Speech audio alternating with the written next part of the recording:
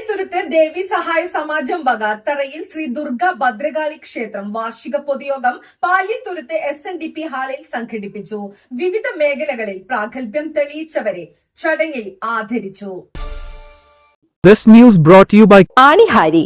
എത്ര പഴകിയ ആണിരോഗവും നിശേഷം മാറ്റി സുഖപ്പെടുത്തുന്നു. നടക്കൂ, സുഖമായി നടക്കൂ.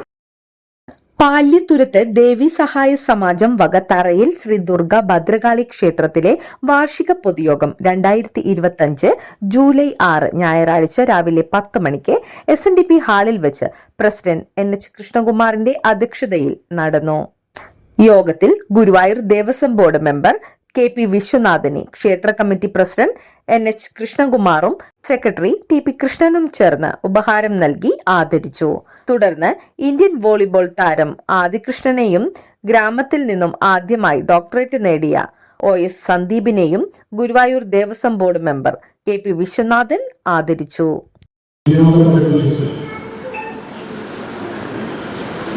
സാധാരണ പതിവിൽ നിന്ന് വ്യത്യസ്തമായിട്ടുള്ള ചടങ്ങുകളാണ് ഇവിടെ ഇന്ന് അരങ്ങേറിയിട്ടുള്ളത്.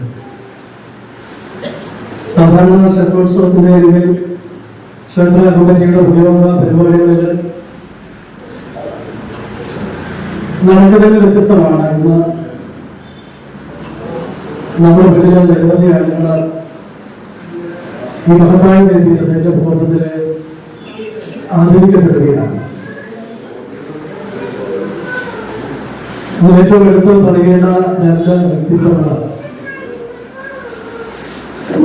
ആദ്യ അക്ഷരം എഴുതി പഠിപ്പിക്കുകയും ചെയ്തിട്ടുള്ള ഒരു വിദ്യാസനം നമുക്ക് മാറ്റാൻ കഴിയില്ല. പാലിച്ചിട്ട് അങ്ങനെയുള്ള ആശാന്റെ പേരക്കാടായി ജനിക്കാൻ കഴിഞ്ഞ സന്ദീപിന് ആദ്യമായിട്ടൊരു അഭിനന്ദനം നമ്മളാകാൻ കൊടുക്കുകയാണ്. ഏതായാലും സന്ദീപിനെ അനുമോദിക്കുന്നതിന് വേണ്ടി നമ്മുടെ ഗുരുവായൂർ ദേവസ്വം ബോർഡ് ശ്രീമാൻ KP വിശ്വനാഥനെ ക്ഷണിക്കുന്നു. ആദരവ് ഏറ്റുവാങ്ങുന്നതിന് വേണ്ടി നമ്മുടെ സന്ദീപിനെ ക്ഷണിച്ചുകൊള്ളു.